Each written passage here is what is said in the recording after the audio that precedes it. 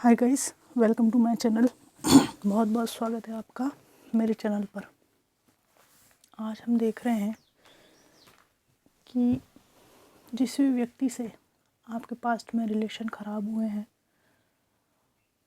उनकी क्या एनर्जीज़ हैं आपके लिए।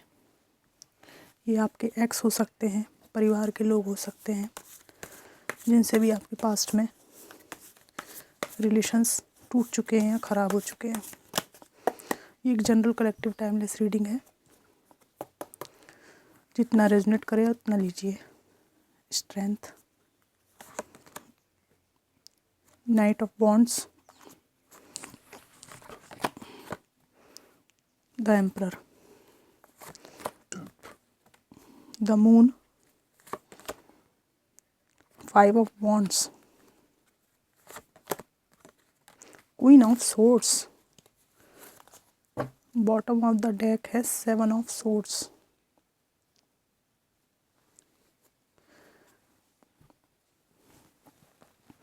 यहाँ पर ये बात तो पक्की है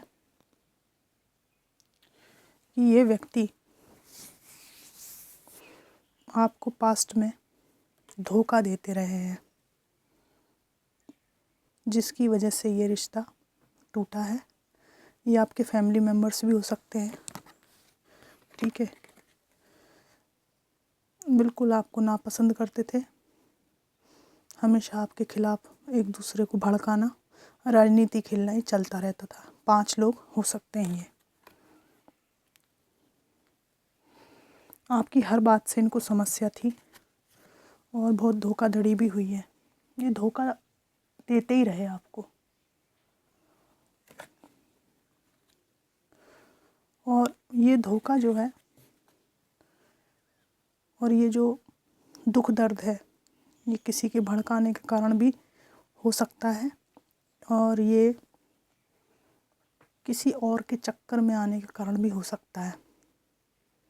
किसी और के चक्कर में आकर, क्योंकि यहाँ पे ये जो लेडी है ना, बिल्कुल हार्ट ब्रेक इनका हो चुका है, और इनके पीछे सोर्स बनी हुई हैं। मतलब बहुत इनको जख्म दिए गए हैं, बहुत तकलीफ़ें दी गई हैं।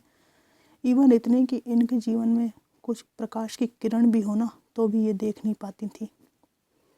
अगर आप मेल्स हैं तो आप बहुत त्रस्त रहे हैं, और इसी के जस्ट नीचे 3 ऑफ कप्स आ गया है। ये कई बार थर्ड पार्टी को भी बताता है। तो मैंने कहा ना, किसी और के चक्कर में आपकी कदर नहीं की इन्होंने, और धोखा देते ही रहे आपको। ये व्यक्ति अब आपके बारे में क्या सोचते हैं, यहाँ पे ये एम्परर की तरह रहे हैं। हमेशा अपने को अपर हैंड पे रखना, ठीक है। एक डोमिनेटिंग टाइप का नेचर, जब चाहे जीवन में आना, जब चाहे रफू चक्कर हो जाना, इनका रहा है। और आज भी इनका नेचर डोमिनेटिंग है। अपने आप को नीचे झुकाकर ये बातचीत नहीं करना चाहते, झुककर आगे बढ़कर आना नहीं चाहते। लेकिन इनकी सोच आपके लिए काफ़ी परिवर्तित हुई है, और ये जो व्यक्ति है आपको इस रूप में देख रहा है कि भले इन्होंने धोखा दिया, जो भी किया, लेकिन आज की स्थिति में आप बहुत मजबूत इंसान हैं, और इतने मजबूत हो चले हैं आप कि आपको जो एक खोने का डर होता है ना, वो इतना सता चुका है पहले। ये खोने का डर कि मैं कहाँ जाऊँगा, क्या करूँगा, इसके बिना मैं कैसे रहूँगा, ठीक है, मैं कहाँ जाऊँगी, क्या करूँगी। ये खोने का डर, आपको इतना खो चुके हो, आप इतना सता चुका है ये डर कि अब आपको किसी भी चीज़ को खोने का डर नहीं है।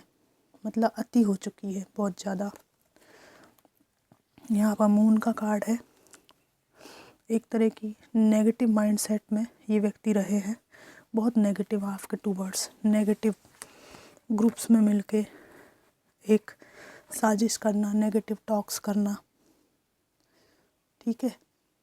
कोई अच्छा ही नहीं देख पाना आपकी, सब बुराई बुराई ही आपकी नज़र आना, ये सब ये कर चुके हैं। हम इसके बाद जो एंजल के गाइडेंस भी निकालेंगे, कार्ड्स निकालेंगे कि इस सिचुएशंस में आपको क्या करना है। डोंट वरी, है ना। अब इनकी ये भी मंशा है कि ये आपके पास आ जाएं, आपका व्यक्तित्व इनको आकर्षित करता है, ठीक है। यहाँ पर क्वीन ऑफ सोर्ड्स है, तो ये जो है ना, ये आपके तरफ आने वाली एनर्जी है, ये एनर्जी इनको अट्रैक्ट करती है ना। लेकिन जब जैसे ही आने की सोचते हैं, आपका ये रूप इनको याद आ जाता है और इनकी हालत जो है ना बहुत वैसी हो जाती है कि एक दिल में ना एक भय सा बैठ जाता है कि कैसे जाऊं। कारण ये है कि इनके जो पास्ट के जो धोखे हैं ना, उनकी जो बारीकियां है ना, चालबाजियां, शातिरपन, होशियारी, वो सब आप जानते हैं। वहीं इस व्यक्ति को ऐसा लगता है कि इस टावर मूवमेंट ने, ये जो टावर मूवमेंट लाइफ में आया था, इसने आपका जो माइंड सेट है ना, एक ही व्यक्ति के गोल गोल गोल गोल चारों ओर घूमता रहता था, उसके अलावा कुछ दिखाई सुनाई नहीं देता था आपको। उससे चेंज होके जीवन में अन्य जो आयाम होते हैं, कैरियर होता है, बच्चे होते हैं, माता पिता होते हैं, दोस्त होते हैं, अपना खुद का एक सेल्फ लव होता है, अपना पहनावा, ओढ़ना, बैठना, उनकी तरफ आपका ध्यान चला गया है, ठीक है। जीवन में प्रेम कहीं किसी अन्य व्यक्ति में खोजने की तरफ भी आपका ध्यान चला गया। मतलब मल्टीपल चीज़ें हैं जिसमें इस व्यक्ति के ये जो नेगेटिविटी थी, इसके कारण आपका माइंड सेट ब्लॉक कर दिया था बुरी तरह से। कुछ भी आपको जीवन में और भी जो अच्छाइयाँ होती ना, जीवन के और भी उजियारे पक्ष होते हैं, वो दिखाई नहीं देते थे, वो आपको दिखाई देने लगे हैं। तो आपके व्यक्तित्व में बहुत परिवर्तन इस व्यक्ति को लग रहा है और इनको लग रहा है कि अब इनकी दाल नहीं गल सकती। तो इनके पास ये अंतिम हथियार, ये पक्की बात कुछ लोगों को रेजोनेट होगी कि इनके हाथ में अंतिम हथियार आपके बीच में ये जो बच्चे हैं ना, ये है। और मैं आपको सही बात बताऊं, आपके बच्चे अगर टीन एज में है तो केवल यही व्यक्ति दांत निकाल कर हंस रहा है, या ये अगर महिला है, उन्होंने आपके पास बच्चे छोड़ के गई थी, निकल ली थी किसी और के साथ, तो ये भले दांत निकाल कर कितनी भी अच्छी बने, आपके बच्चे इनसे डरे सहमे हैं। या ये बात भी हो सकती है कि ये जो बच्चे हैं ना, देखिए मैं कार्ड के अकॉर्डिंग रीडिंग करती हूँ, ठीक है, ज़रूरी नहीं कि सभी को रेजोनेट करे, है ना, लेकिन किसी के लिए तो ये बात पक्की है। ये बच्चे हैं ना, इनको शक की निगाह से देख रहे हैं, शक प्लस भय। कोई बहुत अच्छी इज्जत की नज़र से इनको नहीं देख रहे हैं, बच्चे टेंशन में आ गए हैं। ये व्यक्ति ये जो बालक है टीन एज में, इसको पैसे की गठरी दे रहा है उसको अपनी साइड करने के लिए, ठीक है। धार्मिकता का मुखौटा ओढ़े हुए उसको अपनी साइड करने की कोशिश कर रहा है, पैसे दे के, और इसको ये आइसक्रीम खिला रहा है कि तुम मेरे अपने हो। लेकिन ये डेविल का कार्ड है। इन सब चीज़ों के पीछे इसका कोई पितृत्व की भावना कि मैं पिता हूँ, या कोई माता की भावना नहीं है। इसके पीछे इसकी एक लंबी योजना है कि इन बच्चों को एक ब्रिज बना के, चूँकि इसे अपने बच्चों से मिलने का अधिकार है, तो चूँकि ये जैविक पिता है या जैविक माता है, तो इन बच्चों को ये ब्रिज बना के आपकी ज़िंदगी में जब तक आप जिंदा रहेंगे तब तक झांकने का इरादा है। ये इसका हिडन मोटिव है, क्योंकि जिसे अपने बच्चों से मतलब होता है वो ना मुखौटा ओढ़ता, न जीवन में इस तरह का रिश्ता निभाता, धोखाधड़ी करता, न किसी और के पास जाता, ठीक है ना। यहाँ पर आपके बारे में ये सोच रहे हैं कि आप बहुत चेंज हो गए हो, पर्सनालिटी बहुत चेंज हो गई है, फेमिनाइन मैस्कुलाइन एनर्जी दोनों आपकी बैलेंस्ड है, शिक्षा आपने पूरी ग्रहण की है। कई लोगों ने तो इनसे अलग होने के बाद भी शिक्षा ग्रहण की है। कुछ मामलों मुझे यहाँ भी ऐसा लगता है कि इनके डोमिनेशन की वजह से आपने अपनी पढ़ाई भी छोड़ दी थी, सब बर्बाद कर लिया था आपने। इवन मुझे यहाँ भी ये दिखाई देता है कि कुछ लोगों से तो इन्होंने ये भी प्रॉमिस किया था कि तुम एक काम करो, मुझसे मैरिज कर लो, मैं पढ़ाऊँगा लिखाऊँगा तुम्हें।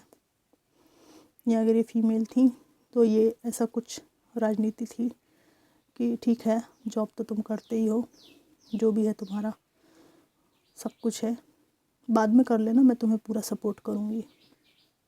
उसके बाद लूट पाट के गठरी बांध के ये चलती बनी, कुछ नहीं करती थी ये। लेकिन आपने इन सब दुख दर्द से हट के अपनी उस शिक्षा को पूरा किया, अपनी एबिलिटी को बढ़ाया।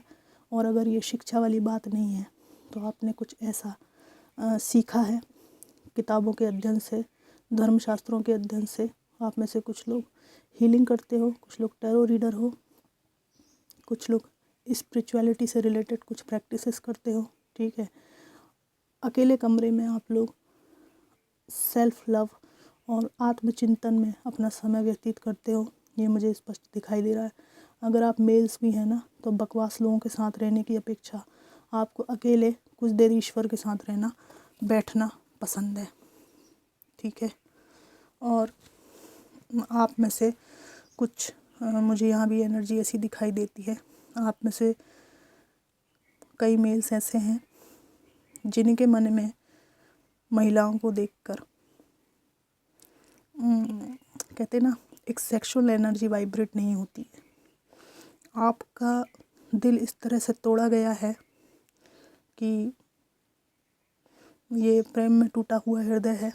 एक निकृष्ट श्रेणी का व्यक्ति होता है ना, जो अपनी मर्जी का पूरा ना होने पर हिंसा किया करता है, दुष्ट बन जाता है, उसके बिल्कुल विपरीत आचरण वाले हो आप लोग।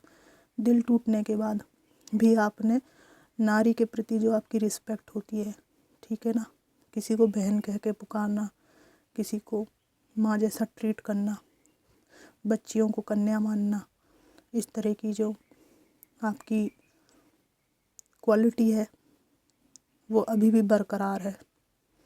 और ये आप लिख के ले लेना, ये मैं आपको 1000% बोल सकती हूँ कि यहाँ पर 30 to 40% मेल ऐसे हैं जिनके मन में नारी का कोई भी रूप हो, उनके मन में विकार उत्पन्न नहीं होता है। हालांकि आपके एक नारी ने ही आपके साथ में बहुत बुरा किया है, उस नाते आपका मन सभी नारियों के लिए कलुषित हो सकता था, खराब हो सकता था, लेकिन फिर भी आप दिव्य व्यक्तित्व के स्वामी हो, ठीक है। और यही चीज़ आपको डिवाइन से कनेक्ट रखती है, यही चीज़ आपको अभी तक ये जो जालसाज लोग रहे आपके जीवन में, इससे बचाती रही है। क्योंकि जो मात्र सत्ता है, ठीक है, वो कण कण में मौजूद है, उसकी रिस्पेक्ट करने के कारण ही आप बचे हुए हो, ठीक है। तो मातृत्व की छाया, भले वो आप प्रकृति में मातृत्व हो चाहे किसी स्त्री में मातृत्व हो, मातृत्व की छाया में रहने के कारण, उसके प्रति भाव दशा ठीक होने के कारण आप लोग बचे हुए हो। ये बता रही हूँ मैं आज आपको। ये बात रीडिंग से थोड़ी इतर आई, अलग आई, लेकिन ज़रूरी था कहना, तो मैंने कहा। अब मैं मैसेजेस निकालती हूँ।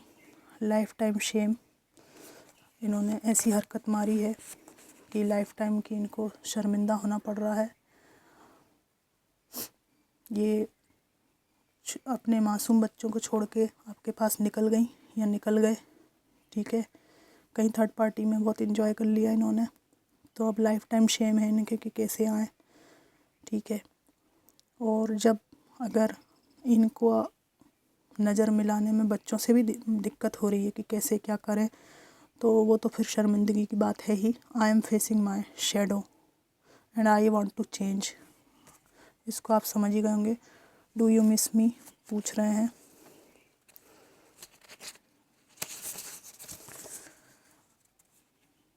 ओ माय गॉड, ये कह रहे हैं कि दिल के हर कोने से आती है ये आवाज़ें कि मैंने गलती की है। I am in regret.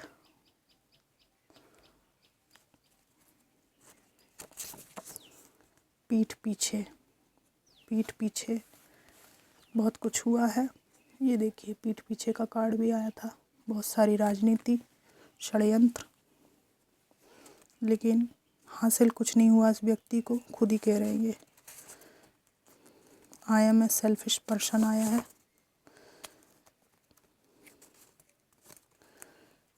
और लास्ट कार्ड मैं निकालूंगी। ये डिवाइन का मैसेज आ गया आपके लिए। आप लोग दुखी हो रहे थे क्या कुछ बातों को जान के, तो डिवाइन का मैसेज आया है। और ये दूसरा कार्ड मैंने निकाला, इसमें भी डिवाइन बीच में आ गए हैं। ये कह रहे हैं डिवाइन की take care of my child. और ये कह रहे हैं बच्चे, मेरा हाथ तुम्हारे हाथ में है, तुम बस विश्वास करो, सब ठीक हो जाएगा। और यहाँ पे मैं कुछ एंजल्स के मैसेज और निकालती हूँ।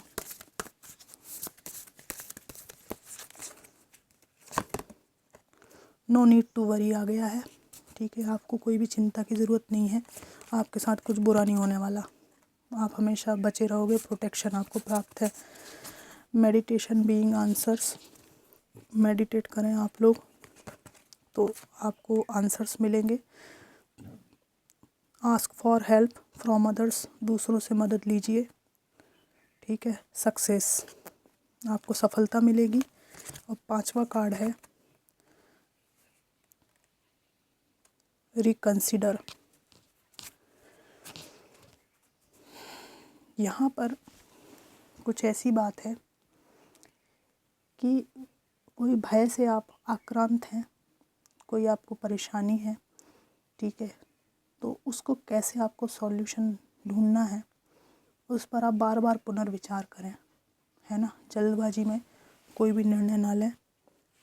और यदि आपके बीच में अगर आप एक बंधन में नहीं हैं और छोटी मोटी बात पे कोई विवाद है, तो आप रिकंसिडर कर सकते हैं इस मैटर को। ये भी डिवाइन का कहना है। एक हो सकते हैं आप लोग। मामूली सी अगर कोई बात है, जहाँ बड़ी चीटिंग, बड़े धोखे, इन सब की बात नहीं है। और इस मैटर में एक मेरे को इसको क्लैरिफाई करना था, इसलिए मैंने निकाला है।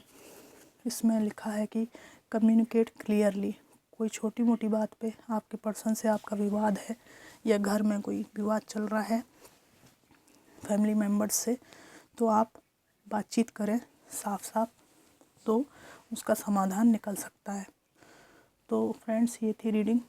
और ये जो इन्होंने जो कदर नहीं की आपकी और आपको धोखा देते रहे, उनकी ये भावनाएं आज निकल के आई हैं। ये रीडिंग आपको कितनी मैच करी मुझे ज़रूर बताइएगा। Thanks for watching.